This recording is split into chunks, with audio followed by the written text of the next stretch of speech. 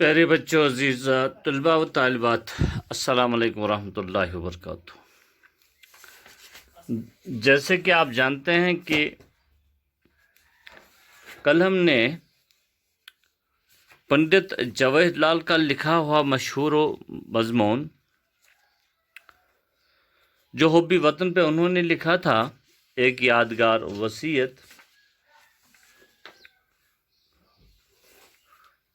اس وصیت سب سے پہلے کل ہم نے یہ جاننے کی کوشش کری تھی کہ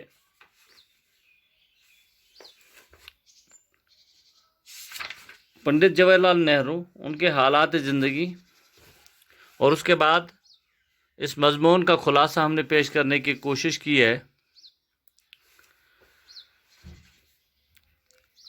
تو جیسے کہ آپ جانتے ہیں کہ پنڈت جواہر لال نہرو جو ہے کشمیری برہمن تھے۔ 1899 کو پیدا ہوئے۔ ان کے باپ مشہور معروف رہنما پنڈت موتی لال نہرو تھے۔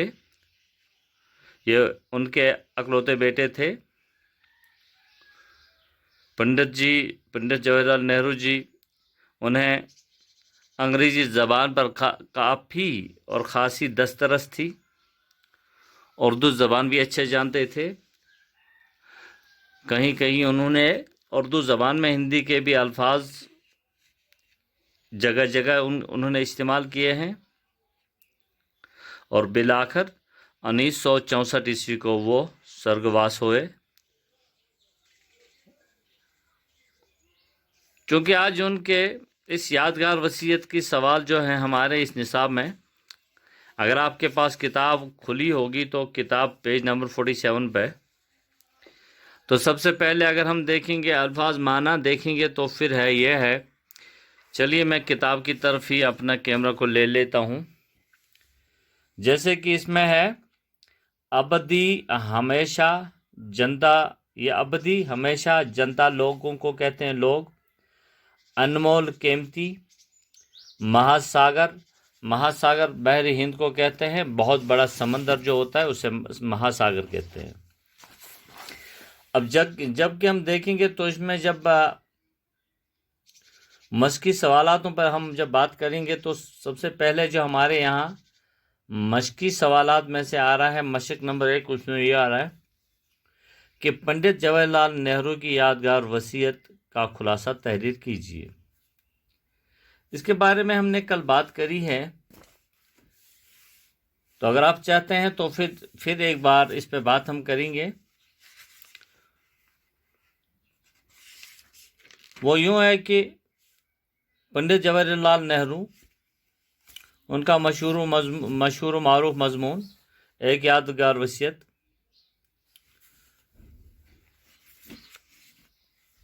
ایک یادگار وصیت میں اپنے ملک کی سرزمین سے محبت کا اظہار انہوں نے کیا ہے۔ لوگوں سے بہت محبت رکھتے تھے، اور وہ لوگوں کے دلوں میں حب الوطنی کا جذبہ ابھارنے کی کوشش بھی انہوں نے کی ہے اس مضمون میں۔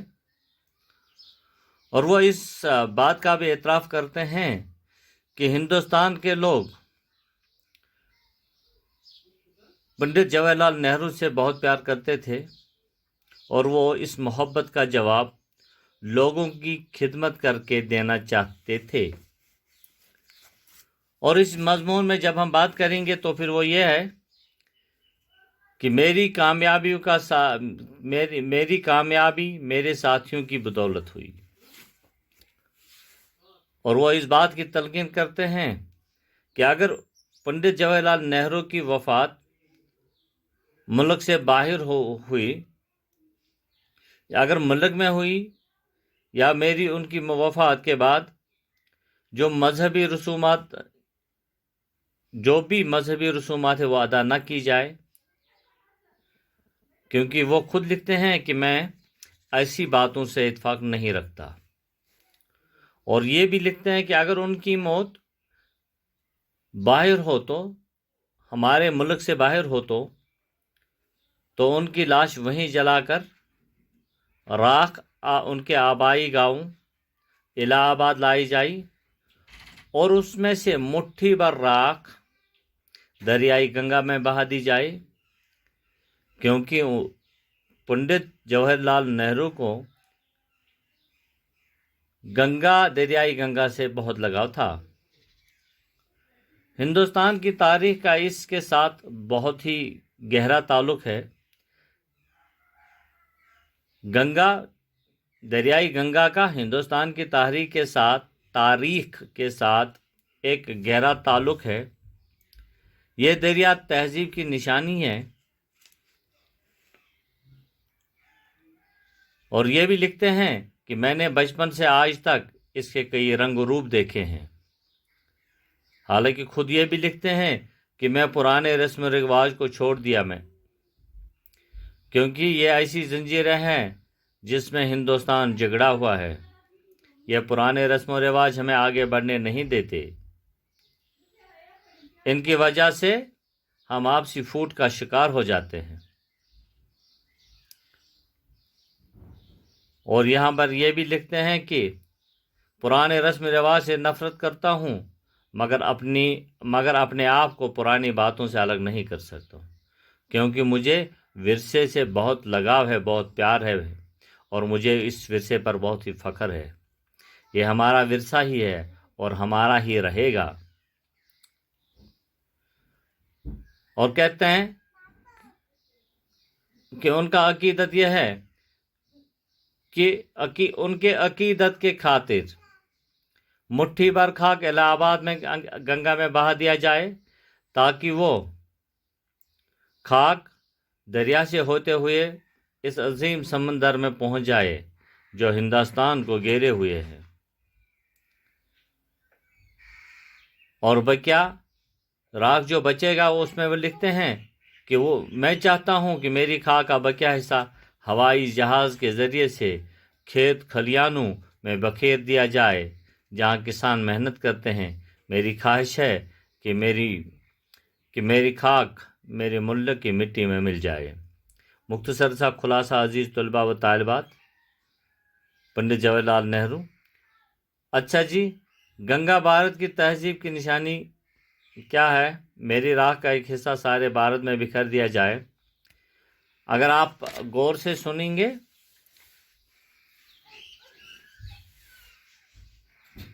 तो जवाब यह है कि गंगा भारत की कदीम तहजीब की निशानी है। मेरी राख का हिस्सा सारे भारत में बिखेर दिया जाए। तो गंगा भारत की कदीम तहजीब की निशानी है। गंगा जमुना, दरियाई गंगा और दरियाई जमुना, यहाँ गंगा की बात होती है क्योंकि दरियाई गंगा भारत की कदीम तहजीब की निशानी है, क्योंकि इस मुल्क में मुख्तलिफ नस्लें जो सदियों से आबाद हुए हैं, उसकी हार और उसकी जीत की कहानियाँ, उनकी उम्मीदें और अंदेशे उसके सीने में छुपे हुए हैं। मेरी राख का एक हिस्सा भारत में बिखेर दिया जाए। पंडित जी कहते हैं कि उनका राख का एक हिस्सा सारे भारत में बिखेर दिया जाए, ताकि वो भारत की मिट्टी में मिल जाए और वतन की खाक में वो मिट्टी मिलकर हिंदुस्तान का अब्दी हिस्सा बन जाए। अजीज तलबा व तालिबात, इसके बाद इक्तिबासात हैं, ये तो आप पढ़ेंगे, फिर तो पढ़ने के बाद ही फिर इसमें तो हो सकता है। तो जब हम देखेंगे तो इसमें से कुछ और भी चीज़ें आ रही हैं हमारे हुरूफ की किस्में। ये हुरूफ की किस्में आप देखिए, किताब पे लिखा हुआ है, सब कुछ लिखा हुआ है। वो है हुरूफ की किस्में: हुरूफ इस्तिफाम, हुरूफ निदा, हुरूफ तरदीद, हुरूफ नफरीन। हुरूफ इस्तिफाम किससे कहते हैं? हुरूफ इस्तिफाम वो हुरूफ हैं जो सवाल पूछने के वक्त बोले जाते हैं, जैसे कब, क्यों, किस, कौन, कैसा। अच्छा, हुरूफ निदा पुकारने को कहते हैं, आवाज़ को कहते हैं। वो हुरूफ हैं जो पुकारने के मौके में बोले जाते हैं, मतलब ओ, अरे, ए, जी। हुरूफ तरदीद ऐसे हुरूफ को कहते हैं जो किसी बात को रद्द करने के लिए बोले जाते हैं। नफरीन वो है जो नफरत के मौके पे बोला जाता है। अजीज तलबा व तालिबात, مختصراً یہ کہ آپ خود پڑھیے، کتاب میں لکھا ہوا ہے، جہاں کہیں سمجھ نہ آ جائے گا تو مجھ سے بالکل میرے فون پر مجھ سے رابطہ قائم کر سکتے ہیں۔ اللہ حافظ۔